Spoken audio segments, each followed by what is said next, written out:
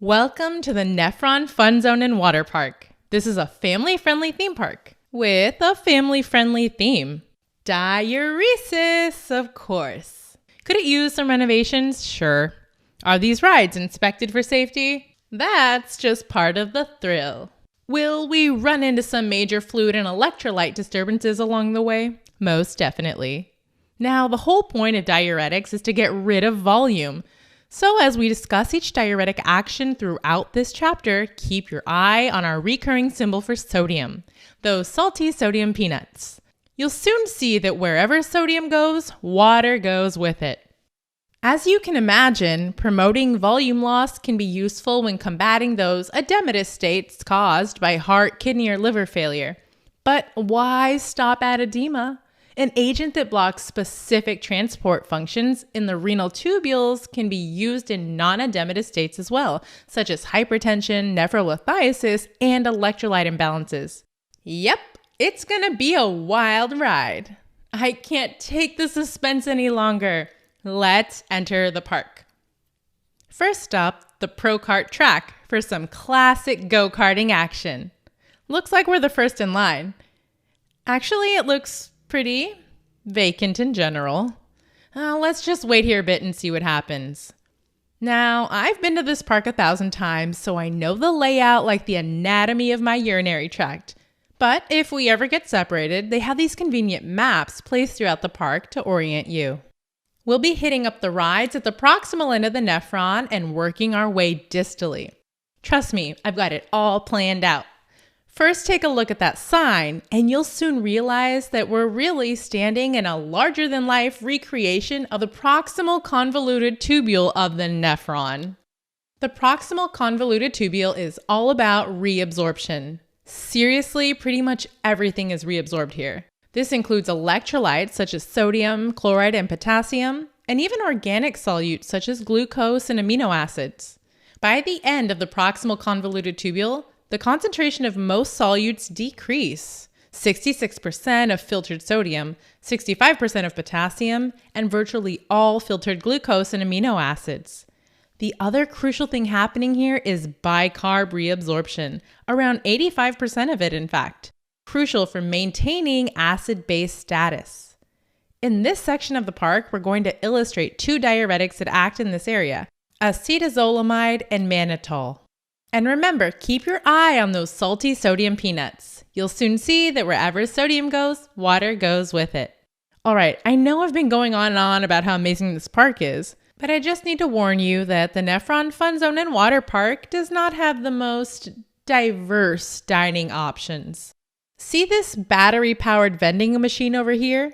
We're going to see these all over the park because it's our recurring symbol for that ubiquitous ion transporter, the sodium-potassium ATPase. Powered by 3 ATP batteries, it pumps 3 sodium out and 2 potassium in. This is depicted by a concerned health-conscious mom taking the salty sodium peanuts away from her son, exchanging them instead for a healthy potassium-filled banana. The key here is that this ion exchange is occurring at the basolateral membrane. In other words, the yellow portion of the tract represents the lumen of the renal tubule. The gray portion of the tract represents the intracellular compartment of the tubule epithelial cells. It's where all the absorbed stuff goes first. The area in the background behind the wall represents the interstitium. You know, inside your body. The wall then is the basolateral membrane where the sodium-potassium ATPase pumps all the sodium you're reabsorbing out into the interstitium. This maintains a low intracellular sodium concentration to make room for more reabsorption from the renal tubule. Let's head inside the nephron and illustrate the cause of all this sodium reabsorption. It's a salty sodium peanut vendor guy. Remember that the inside track is colored yellow to remind you of the tubular lumen. So our peanut salesman stands at the luminal membrane and distributes sodium out of the tubule and into the cell. He's also in charge of letting children onto the track, not without some required and likely under-sanitized protective equipment. The helmets are labeled with an H+ because they symbolize protons entering the lumen. This sodium proton exchanger on the luminal membrane is critical for setting up the entire process of bicarb reabsorption at the proximal convoluted tubule.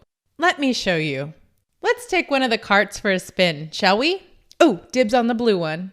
The cart is labeled bicarb because it represents bicarb in the tubular lumen that will be reabsorbed.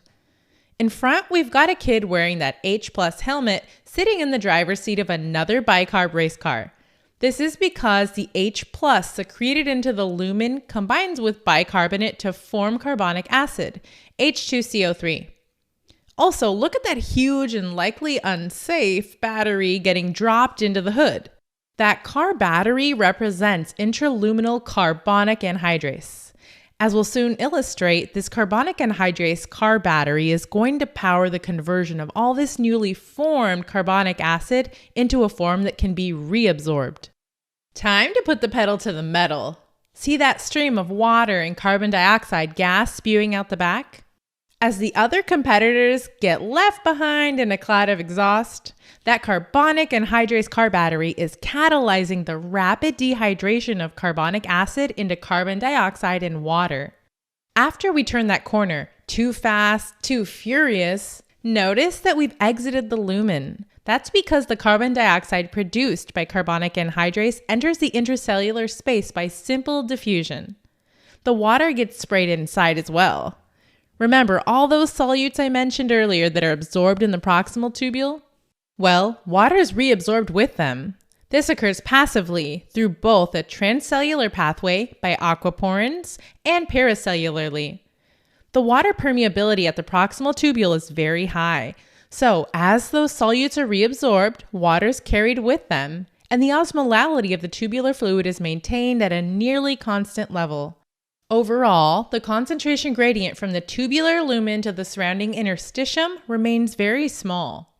Just remember that wherever solutes go, water goes too. Hence the water kicked up by our tires and splashing into the interstitium. All right, at the finish line, we end up inside the tubular epithelial cell. Once we turn off the ignition though, what happens to all that carbon dioxide and water we brought in? Well, once it's diffused inside, it turns back into carbonic acid. This is accomplished by intracellular carbonic anhydrase, the same enzyme as before. So as the theme park employee removes that carbonic anhydrase car battery, remember that intracellular carbonic anhydrase rehydrates us back to simple old carbonic acid. In other words, just a static bicarb cart with H+ helmet. All right, time to give your helmet to the next kid.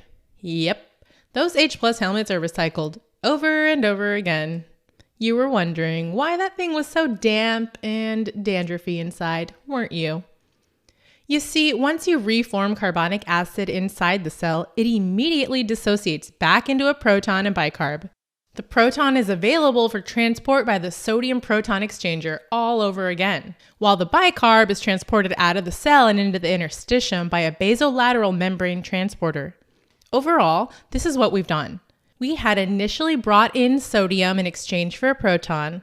Once in the tubular lumen, this proton grabs onto the nearest bicarb molecule, and the bicarb is brought inside the cell with a little help from carbonic anhydrase. In the end, both the sodium salted peanuts and the bicarb car have been brought into the cell, heading for the interstitium. All the while, the H+ helmet just cycles around, round and round. Now, if we interrupt this cycle with acetazolamide, for example, we can't reabsorb all this sodium bicarb. And if you reduce sodium reabsorption, you reduce water reabsorption, and you've got diuresis. What? You want to go again? Okay, if you say so. Oh, wait. Stop. Something's wrong. Look at the battery acid. That bicarb race car depends on a functioning carbonic anhydrase battery in order to make it out of the lumen and into the cell. This enzyme can be inhibited by acetazolamide and other carbonic anhydrase inhibitors. Acetazolamide, then, is kind of like this battery acid, rendering this carbonic anhydrase car battery non-functional. I think now would be a good time to call for help. Oh good, here comes one of the track workers now, with some alkaline powder to save the day. Get me out of this thing. By blocking carbonic anhydrase, bicarb can't be absorbed, builds up in the lumen, and the urine remains alkaline, hence the alkaline powder. Whoa, careful dude, you're dropping your salty soda and peanut snacks. He's reminding us that when carbonic anhydrase isn't doing its thing, H+ can no longer jump onto bicarb in the lumen, and so the sodium proton exchanger breaks down, leaving sodium in the renal tubule. Overall, acetazolamide blunts sodium bicarb reabsorption. Remember, wherever solutes go, water goes too. If you reduce sodium reabsorption, you reduce water reabsorption, and you've got diuresis. I want to emphasize the profoundly suppressed bicarb reabsorption that results from acetazolamide's inhibition of carbonic anhydrase. Bicarb can't be converted into an absorbable form and stays behind to get excreted. Depicted by the track worker here, pushing one of the inoperable bicarb cars down the lumen of the tubule, excreted, if you will. As you can imagine, dumping all those alkaline bicarb molecules will cause metabolic acidosis in the body. Specifically, this is a normal anion gap metabolic acidosis.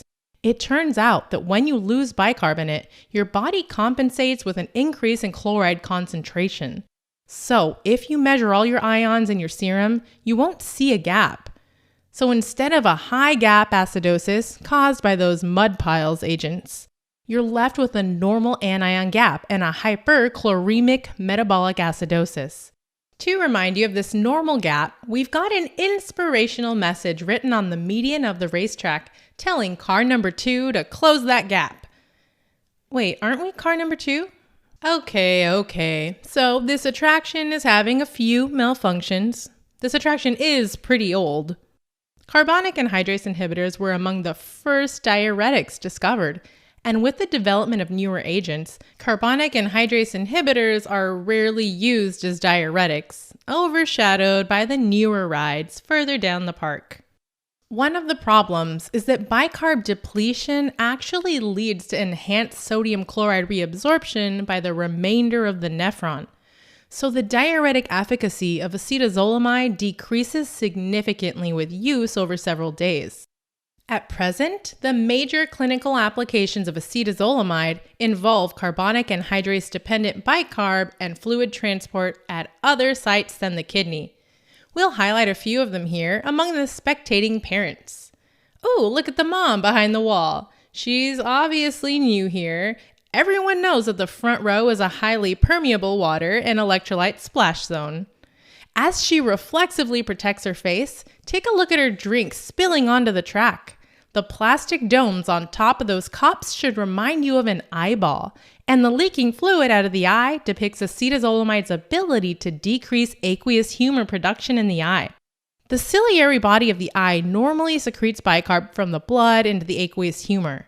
Inhibiting its production will decrease intraocular pressure, useful in the management of glaucoma. Glaucoma is actually the most common clinical indication for carbonic anhydrase inhibitors, and there are even topical agents that have been developed for this purpose.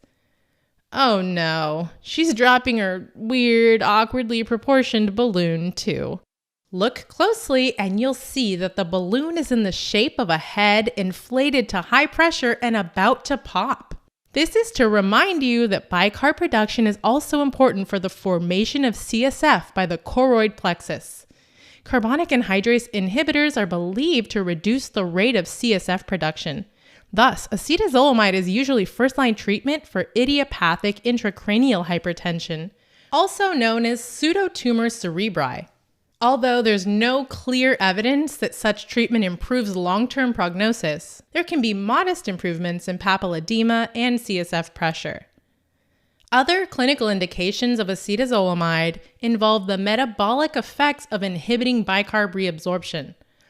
Look at the pro-kart track worker up on his chair, waiting to signal the final lap to the racers. Well, it looks like he ascended his chair a little too quickly because he's showing the classic symptoms of acute mountain sickness. Mountain sickness occurs when mountain travelers rapidly ascend above 3,000 meters. The symptoms of weakness, dizziness, insomnia, headache, and nausea usually only persist for a few days. In more serious cases, these symptoms can be accompanied by life-threatening pulmonary or cerebral edema. By decreasing CSF production and by decreasing the pH of CSF in the brain, carbonic anhydrase inhibitors can increase ventilation, ameliorate hypoxia, and decrease the symptoms of mountain sickness.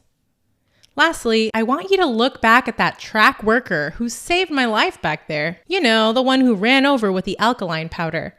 Well, we already discussed how carbonic anhydrase inhibitors cause bicarb to stay in the tubular lumen. So I just want to emphasize here that the buildup of bicarb in the tubule increases the pH of the urine, which can be used therapeutically. Urinary alkalinization can increase the solubility of uric acid and cysteine, preventing stone formation in gout and cystinuria. All right, let's briefly cover the side effects of acetazolamide, depicted by these two hooligans over here, still jockeying for first place. Whoa. Expert move. The old banana trick makes them spin out every time. The potassium-depleted banana peel should remind you that acetazolamide is a potassium-wasting diuretic. The reason is this. Remember all those salty peanuts getting spilled into the tubular lumen? Well, that sodium eventually makes it all the way to the collecting duct, where it at least partially is reabsorbed. As we'll see later, the sodium reabsorption in the collecting duct goes hand in hand with potassium secretion. However, this potassium wasting can be counteracted by using acetazolamide in combo with a potassium-sparing diuretic. We'll come across a few of those later. For now, just remember that potassium wasting is a problem with any diuretic that increases sodium delivery to the collecting duct. So expect that banana peel to pop up a few more times as we make our way through the park. Also, take a look at the two exhaust pipes on the back of the red cart. They look suspiciously like two tubes of acid. Tubes of acid are a recurring sketchy symbol for renal tubular acidosis. Recall that acetazolamide causes a hyperchloremic normal anion gap metabolic acidosis as a result of reduced bicarb stores. Specifically, this is a type 2 renal tubular acidosis, hence the two tubes of acid. Type 2 renal tubular acidosis can be seen with any defect in the proximal tubule bicarb reabsorption. This metabolic acidosis can actually be used therapeutically by administering acetazolamide during cases of refractory metabolic acidosis. Oh, good move! Why didn't I think of that? Where are they getting all these items? Remember how I mentioned that urinary alkalinization can inhibit certain types of stone formation? Unfortunately, calcium phosphate salts are relatively insoluble at a high pH. This means that carbonic anhydrase inhibitors can actually enhance stone formation from these salts. Okay, that's just uncalled for. Rotten eggs? Wait, are those dinosaur eggs? The stinky sulfurous eggs are our recurring sketchy symbol for sulfa drugs. And as you might have guessed, acetazolamide is a sulfa drug. So it may cause a hypersensitivity reaction in patients who have a sulfa drug allergy, though this has been shown to be very unlikely. Symptoms include fever, rash, bone marrow suppression, and interstitial nephritis. Check out our sulfonamide video in the antimicrobials unit for more info. All right, I can't compete with these guys. Let's move on to our next target. Mannitol! Shoot! Is that kid okay? Should I go and help him? Oh, his dad's there to put out the fire. Man, is he tall. Oh, that reminds me. Mannitol is the other diuretic that exerts its effect in the proximal convoluted tubule. Remember that the proximal tubule and the descending limb of the loop of Henle are freely permeable to water. Non-absorbable solutes, such as mannitol, sit in the lumen and retain water there, promoting water diuresis. This is called osmotic diuresis. It's kind of like this stream of water flowing down the drain. Mannitol just pulls water along with it to get excreted. Also notice that this tall man is standing next to one of those liberated high-pressure head balloons.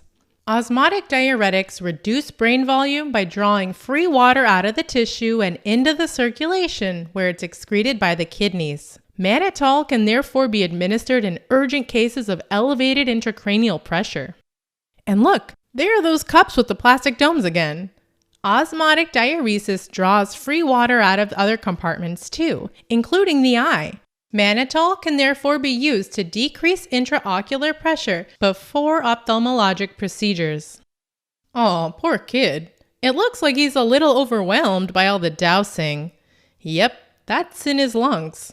Watch where you're pouring, slender man. He's not even on fire.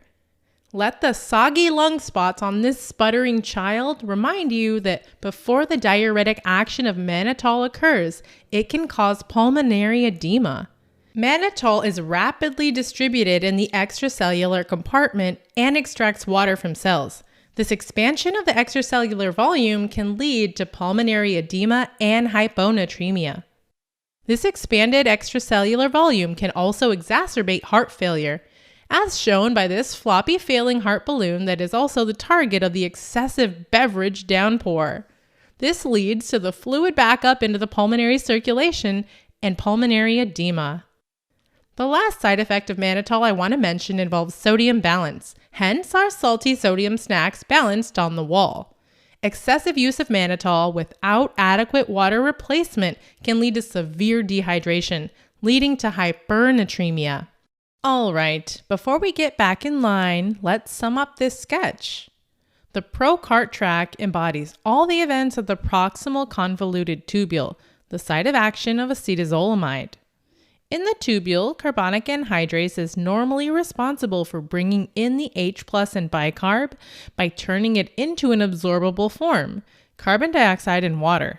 Intracellularly, that carbonic anhydrase car battery works again to reform bicarb and H+. The bicarb car is taken away into the interstitium, while the H+ helmet is reused for cycling in more bicarb. Acetazolamide is like a non-functional acid-ridden car battery that prevents carbonic anhydrase from powering bicarb resorption, so bicarb stays in the lumen and is excreted. Because the H+ cycle is stopped as well, the sodium proton exchange is halted and sodium is also excreted. Wherever sodium goes, water goes too. So this is how acetazolamide can act as a diuretic to cause volume loss. But it's not really used as a diuretic. It's used more to treat mountain sickness and to reduce CSF production in idiopathic intracranial hypertension, as that awkward high-pressure head balloon would suggest. It also decreases aqueous humor production, helpful in the management of glaucoma. Also, because it leads to alkalinization of the urine, it can help you get rid of uric acid kidney stones, though it can precipitate calcium kidney stones. And remember that falling banana peel. This is a potassium-wasting diuretic. Mannitol is a tall man, is an osmotic diuretic that stays in the tubular lumen, pulling water out to be excreted. This can be useful in reducing CSF volume and aqueous humor volume. Acutely, it can increase intravascular volume to cause hyponatremia and exacerbate heart failure. After a while, it can pull out all your free water to cause instead hypernatremia. Well, with all these safety code violations and all, I think it's time to move on. I mean, it's only a matter of time before someone busts out the spiny shell. You like roller coasters? Oh, then you'll love the loop-de-loop of Henley.